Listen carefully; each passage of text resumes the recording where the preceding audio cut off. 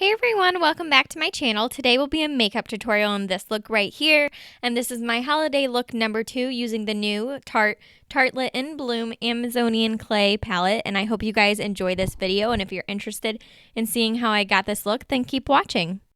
So first we're going to prime our face using the Kors Mattifying Primer Base that I happen to dig up in my little bin of samples that I've been collecting, and I've actually been enjoying it so far. And then we are going to use an oldie but a goodie and prime our eyes using a MAC paint pot in the shade Painterly. So moving on to the palette, the first shade I'm going to take is Flower Child, which is just a really nice cream color. And I'm going to take a shader brush and pack that all over the lid, and that's going to act as a second primer. And it's going to really help all the colors blend together. And then I'm going to take a fluffy blending brush like my Sigma E40, and I'm going to first take Smarty Pants and put that all over the crease, and then I'm also going to go back in with the shade Jet Setter and blend that into the crease so that we have a little bit deeper transition shade, but ultimately we just have a really perfect milky brown color. And then moving on, we are going to start in the crease of our eye instead of packing on all the color first. And I'm going to take the two shades Smoke Show and Activist and kind of mix them together. And we are going to start in the outer V and bring that in about halfway and then blend it into the crease. And we're going to focus on really deepening up that V. And don't worry if it looks a little messy right now, because once we go in and pack on the sparkly colors and then blend some more, we are going to clean that up a little bit later. So be as messy as you want, because we are going to totally fix it.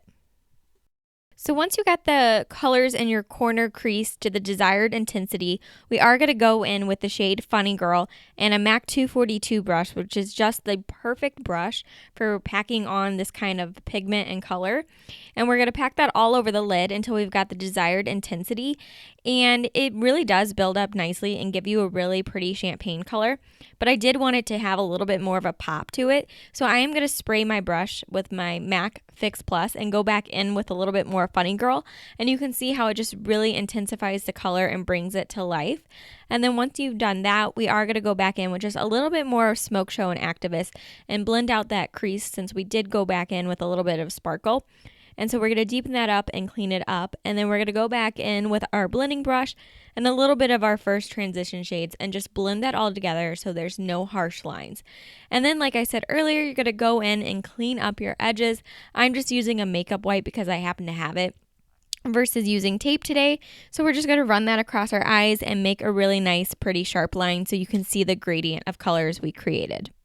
Moving on to eyeliner, I am going to do a winged eyeliner today, and I am using L'Oreal's Infallible Gel Eyeliner in the shade Blackest Black, and I'm using my Morphe M409 brush, and this is absolutely my favorite brush to use when I'm doing a winged eyeliner. I've tried several different brushes, and none of them really make the job easier than just this Morphe M409 brush.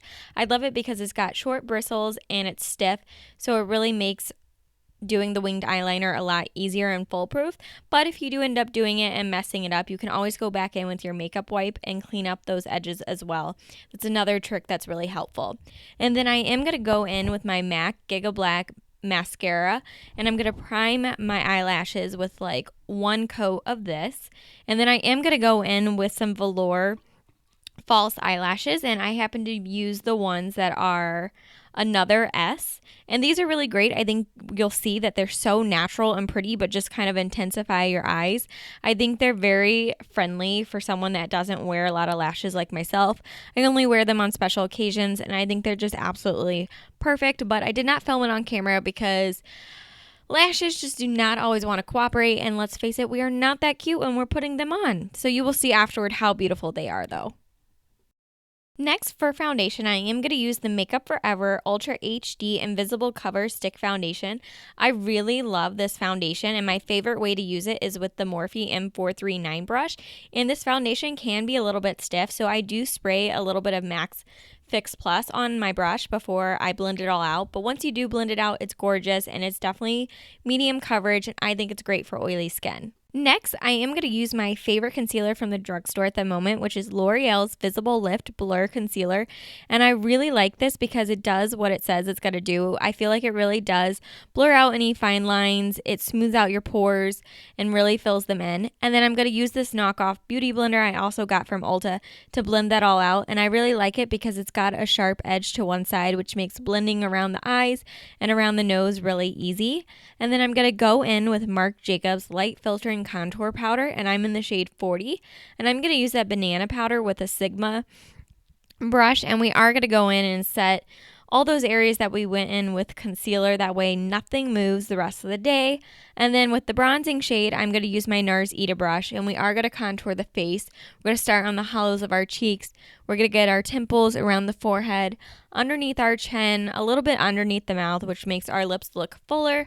And then I am going to go in with a little smaller precision brush, and I am going to contour my nose as well.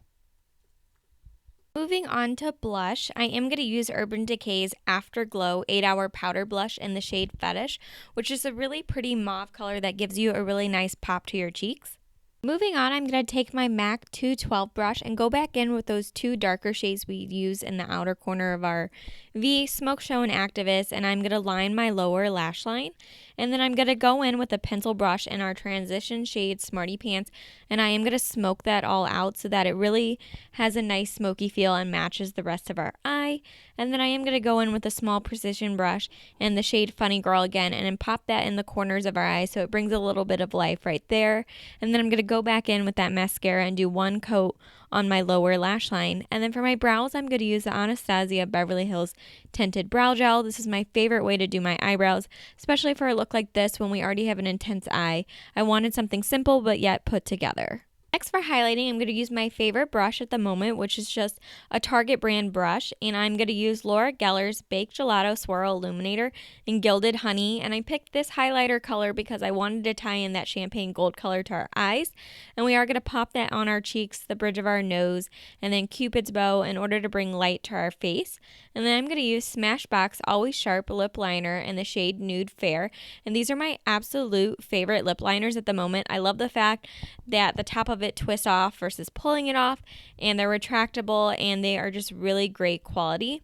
And then I'm going to go in with MAC's Cream Sheen lipstick in the shade Modesty, which on camera right now it looks a little bit pink, but it's actually more of a nude in person. And then I am going to go in with Rambutan Lip Gloss by Bite Beauty. Alright guys, this is the completed look. I hope you enjoyed this video and you liked this look as well. And if you did, please give it a thumbs up and subscribe so that you can stay tuned to all my upcoming videos. I've got my November favorites coming later this week and then another holiday look coming up this weekend. So stay tuned. Bye guys.